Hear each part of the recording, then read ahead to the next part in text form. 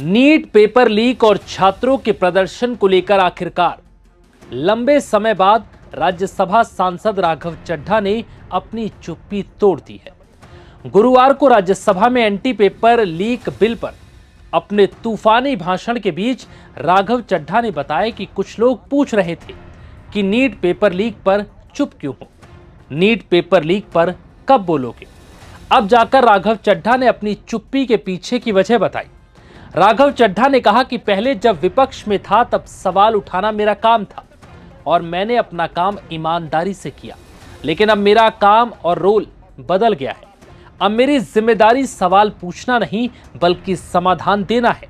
वहीं इस बीच Raghav Chadha NEET paper के मुद्दों और छात्रों के मुद्दों पर खुलकर बोलते नजर आए। पिछले कुछ समय से मुझे कह रहे थे कि राघव आप नीट के इशू पर कब बोलोगे, आपको हम सुनना चाहते हैं। मैं बड़ी हम्बली कहना चाहता हूं सर, जब मैं ऑपोजिशन में बैठता था तब सवाल मेरा हथियार था।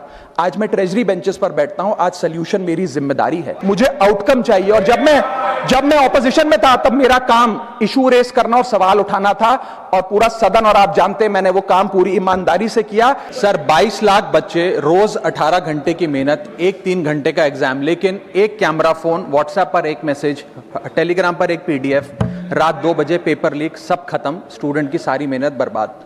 Therefore, sir, I rise today to speak wholeheartedly in support of the students of India and to welcome the Public Examination Amendment Bill 2026.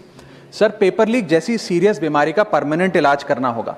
जैसे कैंसर का इलाज क्रोसिन खिलाकर नहीं किया जा सकता, ठीक वैसे ही पेपर लीक जैसी प्रॉब्लम का इलाज मीडिया साउंड बाइट से नहीं बल्कि इंस्टीट्यूशनल सॉल्यूशन से होगा, जो आज हमारी सरकार इस बिल के माध्यम से करने जा रही है by introducing India's first ever anti paper leak framework. सबसे पहले मैं नीट के स्टूडेंट्स को कुछ कहना चाहूंगा। आपका गुस्सा जस्टिफाइड है, आपकी पेन रियल है और आपको एग्जामिनेशन सिस्टम से जो कंप्लेंट है वो कंप्लेंट भी जेन्युइन है। Your voice matters. और जब आपने अपनी चिंता व्यक्त करी, अपना दर्द बताया, when you demanded, the honourable prime minister heard that demand, not just as a prime minister but also as a guardian, परिवार के मुखिया की तरह उस बात को सुना। Students demanded, government acted, historic decisions taken, systems changed.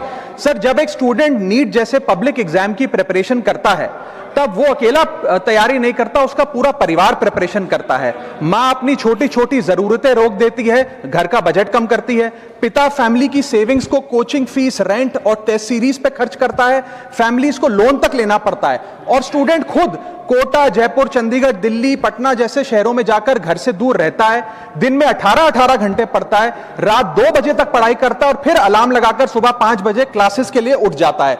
परिवार से दूर, कोई सोशल लाइफ नहीं, कोई त्योहार फेस्टिवल नहीं, सोशल मीडिया, फ्रेंड से दूर, और अपनी स्लीप और अपनी हेल्थ से भी कॉम्प्रोमाइज करता है, क्योंकि उसे पता है कि जब वो पेपर लिखेगा तो सिर्फ पेपर नहीं, अपनी फैमिली के लिए एक बेटर फ्यूचर लिखने जा रहा है। और फिर एक दिन एग्जाम की तारीख पर उसे पता लगता है कि 3 साल से वो जिस पेपर की तैयारी कर रहा था वो पेपर किसी ने पहले ही पैसे देकर हासिल कर लिया, पेपर लीक हो गया। और इस समय सर सिर्फ पेपर लीक नहीं होता, उस स्टूडेंट का मेहनत, उसकी ड्रीम्स, उसकी सेल्फ बिलीफ, उसका ट्रस्ट, उसकी एस्पिरेशंस, ये सब लीक होती हैं और उसकी मेंटल और फिजिकल हेल्थ पे असर पड़ता है। I understand that pain sir, because मैं खुद भारत के अभी कुछ साल पहले ही भारत के एक पब्लिक एग्जामिनेशन सिस्टम का स्टूडेंट रहा, चार्टर्ड अकाउंटेंसी का।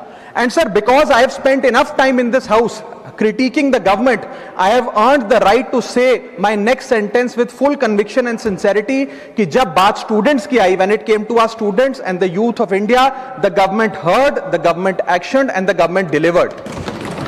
स्टूडेंट्स का फीडबैक लिया, स्टूडेंट्स की डिमांड्स को ऑनर किया और ये डेमोन्स्ट्रेट किया कि सरकार स्टूडेंट्स के साथ खड़ी है। जिस उम्मीद के साथ स्टूडेंट्स ने अपनी मांग प्राइम मिनिस्टर साहब के सामने रखी, उस चिंता को, उस दर्द को समझते हुए तमाम एक्शन लिए गए, तमाम स्टेप्स लिए गए, जैसे कि शॉर्ट टर्म और long term steps. Number 1, paper leak के बाद इमीडिएटली री एग्जाम कराया गया ताकि साल बर्बाद ना हो। जांच सीबीआई को सौंपी, एसआईटी का गठन हुआ, स्पेशल इन्वेस्टिगेशन टीम, जिसने 13 लोग मेन किंगपिन समेत गिरफ्तार किए। मात्र 75 दिन में, आज से 2 दिन पहले जब 75 दिन पूरे हुए जांच के, चार्जशीट भी फास्ट ट्रैक कोर्ट में दर्ज करा दी गई, जांच को महीनों सालों लटकाया नहीं।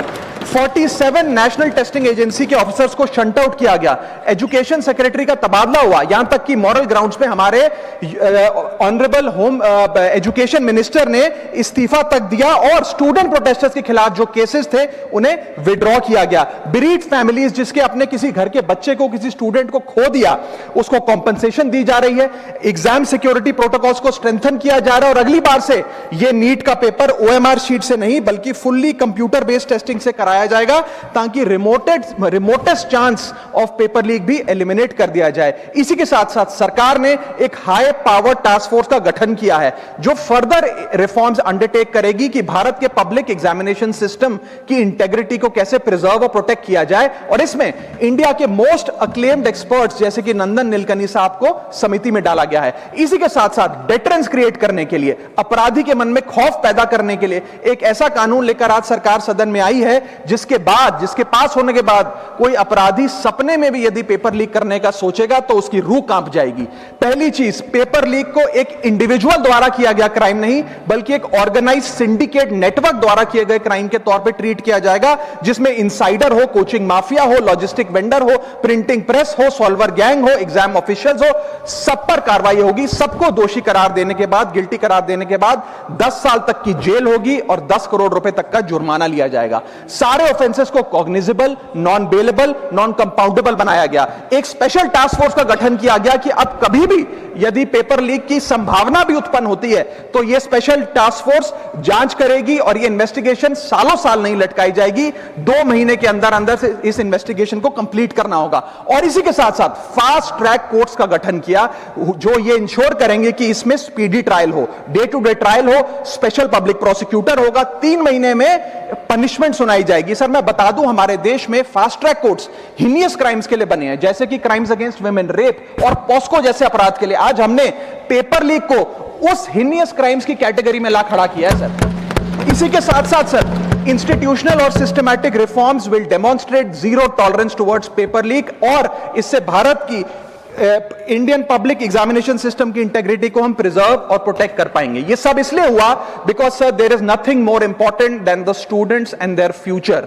Sir their voices mattered, their voices were heard and systematic and systemic changes have been brought in. उनकी आवाज को, स्टूडेंट्स की आवाज को कोई पॉलिटिकल चैलेंज नहीं बल्कि एक परिवार की भीतर की चिंता की तरह समझकर, जैसे घर के बच्चे घर के बड़े से अपनी चिंता व्यक्त करते हैं, दर्द व्यक्त करते हैं, डिमांड्स रखते हैं, ठीक वैसे ही सरकार ने ये तमाम फीडबैक लेते हुए एक्शन लिया। Sir Benjamin Franklin American philosopher, statesman, diplomat रहे, उन्होंने कहा था well done is better than well said. सालों तक इस देश में पेपर लीक होता आया लेकिन सिर्फ डिस्कशन और सिर्फ साउंड बाइट हुई। आज एक्शन हो रहा है, सिस्टमैटिक रिफॉर्म्स आ रहे हैं और भारत का पहला एंटी पेपर लीक फ्रेमवर्क बनके तैयार है और आपके सामने है। सर इसी के साथ साथ पेपर लीक किसी एक पार्टी का, किसी एक सरकार का ऑफिसर या मिनिस्ट्री की देन नहीं है और ये कोई 2026 का फिनोमेना भी नहीं है। सर मैं बता दूं कि सर जब बात अकाउंटेबिलिटी की हो, मोरालिटी की हो, जवाबदेही की हो तो इसलिए जब बात अकाउंटेबिलिटी की हो, मोरालिटी की हो, जवाबदेही की हो तो सर ये इससे तय नहीं होना चाहिए कि पेपर लीक कौन से राज्य में हुआ, कौन सी मिनिस्टर के अंडर हुआ, कौन सी पार्टी में हुआ, क्योंकि ये एक पैन इंडिया ऑर्गेनाइज्ड क्राइम है, क्रॉनिक डिजीज है। मैं ये बात इसलिए कह रहा हूं क्योंकि 19 जुलाई 2026 को, आज से मात्र 10 दिन पहले, पंजाब के अंदर एक फार्मेसी ऑफिसर रिक्रूटमेंट का एग्जाम हुआ। उसमें मैसिव इरेगुलरिटीज देखी गई, ब्लूटूथ डिवाइसेस के माध्यम से लाइव चीटिंग चल रही थी और चीटिंग सिंडिकेट वो चीटिंग फैसिलिटेट कराने के लिए 13 लाख रुपए का रेट चार्ज कर रहा था। यही नहीं सर, आम आदमी पार्टी की सरकार जब पंजाब में बनी तब से अभी तक नायब तहसीलदार के एग्जाम में इरेगुलरिटीज देखी गई और लार्ज स्केल चीटिंग हुई। पंजाब स्टेट एजुकेशन बोर्ड में 12वीं क्लास का इंग्लिश का पेपर लीक हुआ, पीएसटीईटी स्कूल टीचर रिक्रूटमेंट का एग्जाम का पेपर लीक हुआ, पीएसएसबी के ग्रुप ऑफिसर के रिक्रूटमेंट का एग्जाम लीक हुआ, एग्रीकल्चरल डेवलपमेंट ऑफिसर के रिक्रूटमेंट का एग्जाम लीक हुआ और एक्साइज और टैक्सेशन इंस्पेक्टर की रिक्रूटमेंट की मेरिट की लिस्ट जब आई तो उसमें फर्जी नाम डाल के जारी कर दिया गया। सर मैं आ रहा हूं, अब मैं कांग्रेस पे आ रहा हूं। आप कांग्रेस का सुनिए सर, मेरा समय खराब कर रहे हैं। आप बोले सर, जब सर कांग्रेस की कर्नाटक में सरकार है, इसी साल जनवरी 2026 में एसएसएलसी का पेपर हुआ। इसी साल कर्नाटक में कांग्रेस की सरकार के अंडर एसएसएलसी का पेपर हुआ, पेपर लीक हुआ और वो पेपर ऑनलाइन 200 रुपए में स्टूडेंट्स को बेचा जा रहा था। हिमाचल प्रदेश में HP state selection commission recruitment exam का पेपर कांग्रेस के कार्यकाल में लीक हुआ। अब आप सुनिए सबसे चौंका देने वाली घटना सर, सबसे शॉकिंग और सैड बात यह है कि 2016 में कर्नाटक में जब कांग्रेस की सरकार थी तब वहां पे 12वीं कक्षा का प्री यूनिवर्सिटी कॉलेज का 12th का केमिस्ट्री का पेपर लीक हुआ। ये क्लासरूम का पेपर नहीं था सर, ये स्टेट बोर्ड एग्जाम था। ये स्टेट का एग्जाम जब पेपर लीक हुआ, बच्चे एग्जाम देकर घर आ गए, पता लगा पेपर लीक हो गया, पेपर कैंसिल कर दिया। 20 दिन बाद री एग्जाम कराया गया, री एग्जाम का पेपर भी लीक हो गया और उसके बाद रात को 3:30 बजे वो पेपर व्हाट्सएप पे घूम रहा था, री एग्जाम को भी कैंसिल करना पड़ा। इसके बाद जब जांच हुई, स्टेट सीआईडी ने जांच करी तो 3 लोगों को अरेस्ट किया, जिसमें कर्नाटक सरकार के मेडिकल एजुकेशन मिनिस्टर डॉक्टर शरण पाटिल का पीए खुद शामिल था। पीए 10-10 लाख रुपए लेकर पेपर लीक कर रहा था। उसके बाद जब मंत्री जी से पूछा गया कि आप इस्तीफा क्यों नहीं देते, आपकी मॉरल और डायरेक्ट जिम्मेदारी बनती है, आपके दफ्तर का आपका पीए पेपर लीक कर रहा है, आप क्यों नहीं इस्तीफा देते? तो उन्होंने कहा कि there is no question of resigning, अगर कुछ गलत हुआ है तो वो मेरे पीए का पर्सनल मैटर है, उसकी पर्सनल लाइफ है। वहां सर ऑफिस गवर्नमेंट का, डेजिग्नेशन गवर्नमेंट की, एक्सेस गवर्नमेंट का, बट अरेस्ट की बात आई तो पर्सनल लाइफ का मैटर है। और आयरनी देखिए, आज 2026 में कर्नाटक में फिर कांग्रेस की सरकार है और डॉक्टर शरण पाटिल फिर मंत्री हैं और उसी विभाग के मंत्री हैं, मेडिकल एजुकेशन विभाग के मंत्री हैं। राघव चड्ढा ने अपने भाषण में जवाबदेही और नैतिकता का मुद्दा भी उठाया। उन्होंने कहा कि पेपर लीक जैसे मामलों में यह नहीं देखा जाना चाहिए कि घटना किस राज्य में हुई, किस मंत्री के कार्यकाल में हुई या किस राजनीतिक दल की सरकार थी। उनके अनुसार पेपर लीक पूरे देश की समस्या है और इसे एक पैन इंडिया ऑर्गेनाइज्ड क्राइम तथा क्रॉनिक डिजीज की तरह देखा जाना चाहिए। इसी संदर्भ में उन्होंने पंजाब का भी उदाहरण दिया। राघव चड्ढा ने कहा कि 19 जुलाई 2026 को पंजाब में फार्मेसी ऑफिसर भर्ती परीक्षा के दौरान बड़े पैमाने पर अनियमितताएं सामने आई। उनके मुताबिक परीक्षा में ब्लूटूथ डिवाइस के जरिए लाइव नकल कराई जा रही थी और कथित चीटिंग सिंडिकेट अभ्यर्थियों से नकल कराने के लिए 13 लाख रुपए तक वसूल रहा था। राघव ने कहा कि पेपर लीक किसी एक राज्य या दल की समस्या नहीं है, बल्कि पूरे देश के युवाओं के भविष्य से जुड़ा मुद्दा है। इसलिए इस पर राजनीति करने के बजाय इसका समाधान सबको मिलकर निकालना चाहिए। फिलहाल इस वीडियो में इतना ही। इस पर आपकी क्या राय है, हमें कमेंट करके जरूर बताएं।